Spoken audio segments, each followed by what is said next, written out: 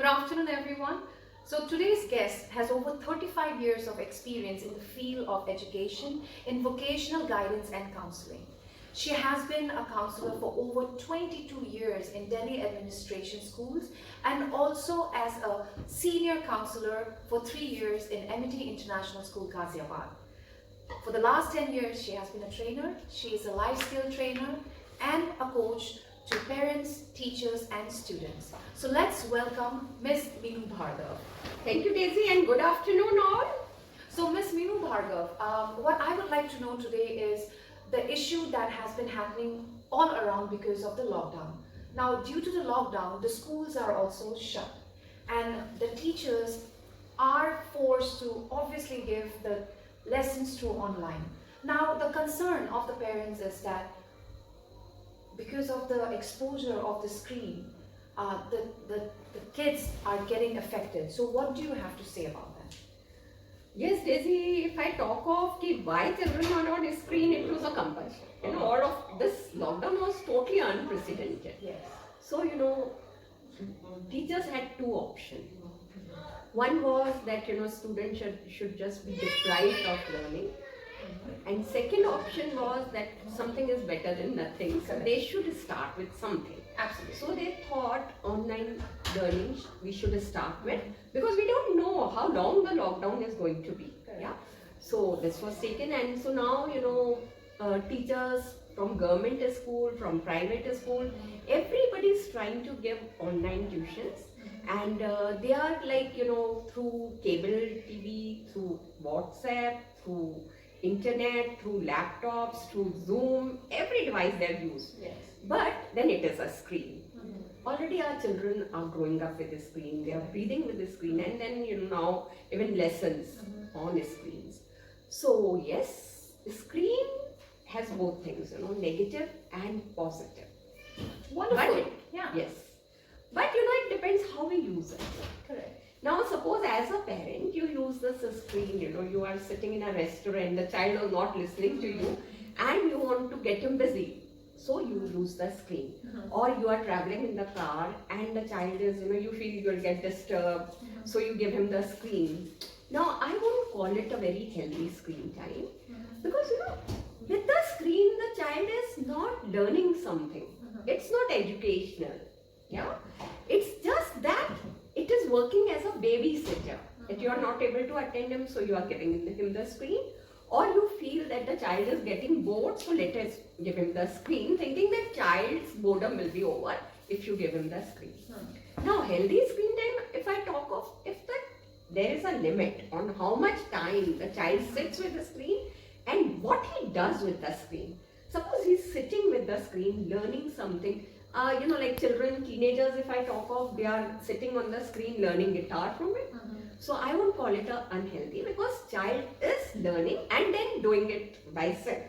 A person is looking at aerobics being taught in a video and then does it the same, by himself, or yoga or meditation or any other thing, So then that becomes a healthy screen time, and it is not that the whole day the child is sitting with it. Main point is how the child sits with the screen. Sometimes children are lying down in the bed and learning lessons. Okay, so I won't call it a healthy screen time, because the child's vision is getting affected. The child is sitting for a long time on the screen for 6 hours, 7 hours, and then he's sitting, even having the food sitting with the screen. And he's just he's going on munching his food without realizing how much he's eating. Then these negative effects creep in. Because sitting with the screen, that child doesn't want to go out to play, to go for walks, or to, nowadays of course it's a lockdown, so we are not asking children to go out. But then indoor activities also he doesn't want to get involved. He doesn't want to play any board game, or he doesn't want to get involved in any cooking or any helping out his parents or anything. But he just wants to be on the screen. And he's happy doing only that. Then it becomes an unhealthy screen time. Because its physical development suffers. He's not going, doing other things, just glued to the screen. Then his social development suffers, because he's not ready to talk to anyone in the family.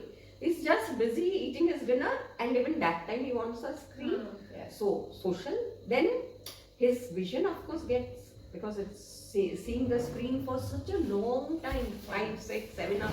WHO and other psychiatrists and everybody says too much screen time is really bad for children.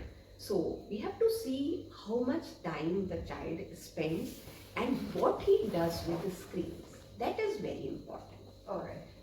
So many of the cases we are getting as counselor, as psychiatrists, that children's grades are falling down because they are not studying.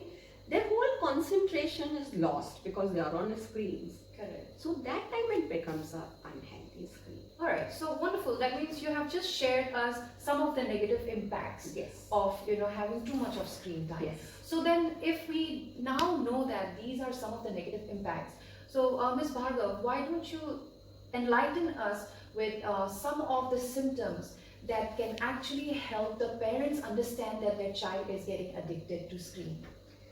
See, suppose a child was first using the screen for half an hour. Okay. Now, if after half an hour the parent tell him to go away from the screen and do something else, he is not ready to. Then gradually it comes to 1 hour. He is sitting with the screen for 1 hour, and then parents ask him to go away. Now he is not ready to even go after 1 hour. So gradually there is an increase in the time he spends with the screen. And when parents ask him to go away, then he gets very irritated, agitated, and very angry. Correct. So that time, the wrong thing is there. That yes, parents have to take precaution at that time, because gradually he gets conditioned to using a screen for a long time, and even addiction takes place when he's totally lost in the screen. And by that, his physical health, his mental health, his grades, everything gets disturbed, because he's so much into it that he doesn't want to do anything else. Okay. Yes. Okay. So now again we have understood that also, that these are the things that we have to understand, and only then we will realize that the child is getting affected. Now we have to be solution minded and Yes. not be problem minded, right? Yes. Now we know that that is the problem. So can you just share again a couple of points, some precautions that a parent can take so that they can keep their children safe? Yes. First thing parents should do is see their own role modeling, because children observe their behavior and learn. So nowadays what is happening, that parents are working from home. So all the time they are seeing their parents working on screens, laptops, iPads and all that. So they feel that this is the accepted norm. They want to do the same. So it's okay when they are busy with their work, it's fine, they are using their screen. But then after their work gets over, they should get themselves involved with the child.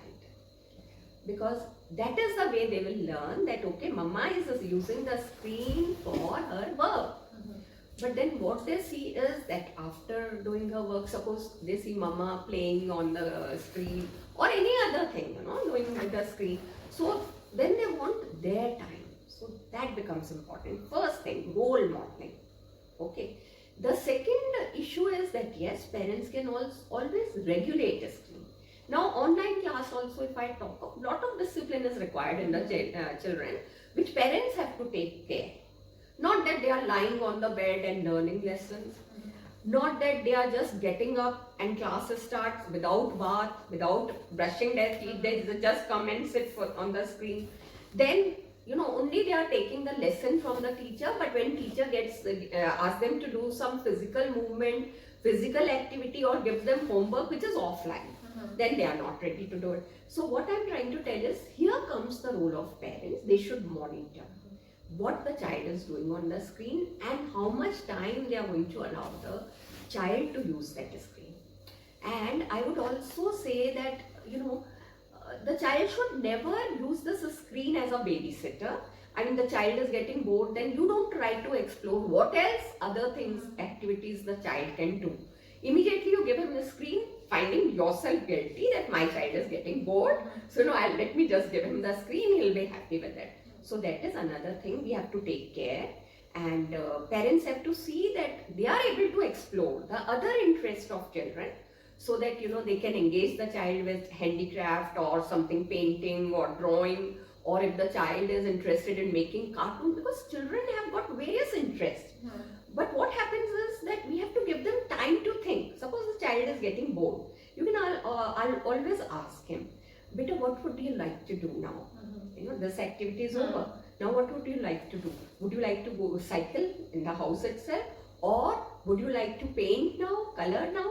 What?" Then child will also start thinking, what else can I do? But if we leave no alternate with the child, we just give him a screen, then he's not going to think out the solutions for himself. What else he can do? So that is very important. Now what happens when the children are continuously on a screen? Their brain chemicals, everything gets disturbed. Their sleeping patterns are disturbed. You know, they can't sleep, and even at night, if they sleep, they get the image. So thank you so much, Ms. Bhargav. It was a wonderful learning. And viewers, to subscribe to our channel, please click on to our bell icon. Thank you so much for watching. See you next time. Bye-bye. Thank you. Thank you.